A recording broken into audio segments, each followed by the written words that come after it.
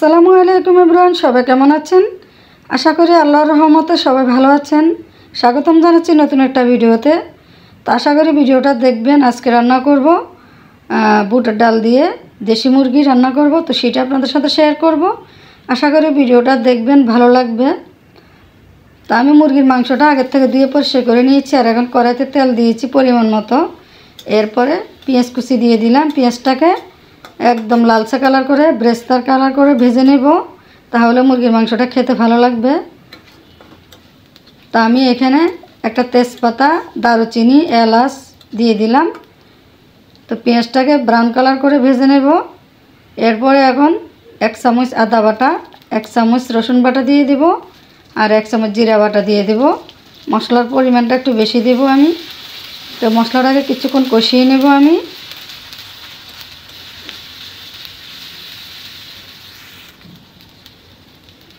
তো এখন 2 চামচ লাল মরিচের গুঁড়া, হাফ চা চামচ হলুদের গুঁড়া, 1 চামচ ধনিয়ার গুঁড়া, পরিমাণ মতো লবণ দিয়েছি, আর জালের পরিমাণটা একটু বেশি দিয়েছি। তো এখন সামান্য কিছু পানি দিব আমি, মশলাটা যাতে পুড়ে না যায়।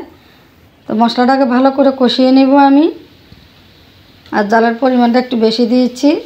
আর আমি আগের থেকে বুটের ডালটা প্রায় 30 মিনিট ভিজিয়ে রেখেছি, ধুয়ে পরিষ্কার করে নিয়েছি।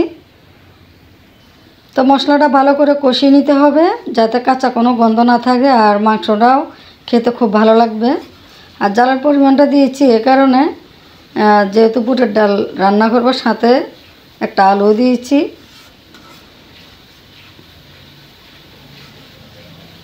জালের পরিমাণটা একটু বেশি দিলে মাংসটা খেতে ভালো লাগবে।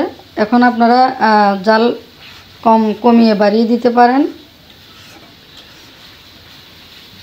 তো মশলাটাকে ভালো করে কষিয়ে নিতে হবে। তো মশলাটা কষানো হয়ে গেছে, এখন আমি মাংসটা দিয়ে দেব। তো মাংসটা নেড়ে চেড়ে সব মশলার সাথে মিশিয়ে নেব।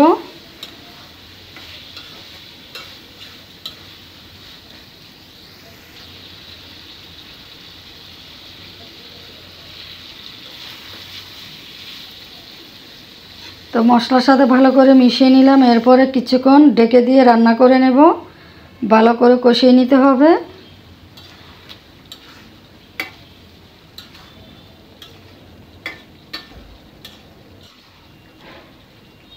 তো আমি এখানে আলাদা কোনো পানি অ্যাড করিনি। মাংস থেকে যে পরিমাণে পানিটা বের হয়েছে, উঠে দিয়ে মাংসটা ভালো করে কষিয়ে নেব আমি। আর মাংসটা যত কষিয়ে নেব, মাংসটা খেতে ততটাই ভালো লাগবে। তো অফ ক্যামেরাতে আমি আবার ঢেকে দিয়েছিলাম, আবার নেড়ে চেড়ে দিচ্ছি।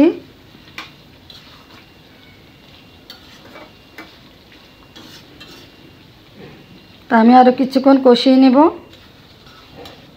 তো কষানো হয়ে গেছে, তেলটাও পুরো বেশি উঠেছে।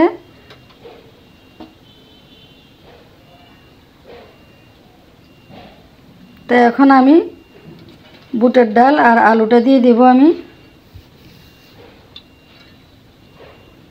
এভাবে আপনারা ট্রাই করবেন। গরম গরম ভাতের সাথে এই বুটের ডালটা খেতে খুবই ভালো লাগে, পরোটা রুটির সাথে খেতে খুবই ভালো লাগে। তা আমি আরও কিছুক্ষণ ঢেকে দিয়ে রান্না করে নেব।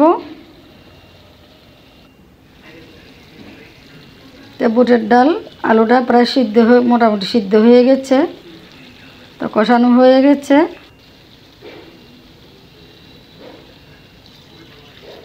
তো এখন আমি 4 কাপ পরিমাণ ফুটন্ত গরম পানি দিয়েছি। আর বুটের ডালটা সিদ্ধ হতে একটু সময় লাগবে, তাই পানির পরিমাণটা একটু বেশি দিয়েছি। তো ডালটা প্রায় সিদ্ধ হয়ে গেছে। অফ ক্যামেরাতে আমি আরও একবার নেড়ে চেড়ে দিয়েছি।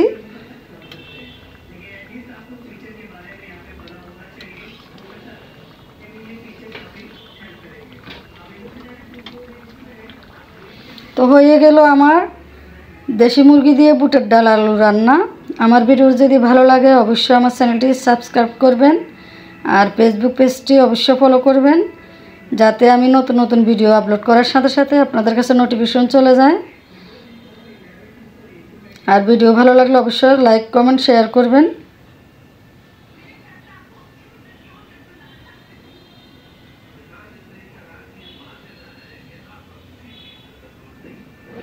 তো সবাই ভালো থাকবেন।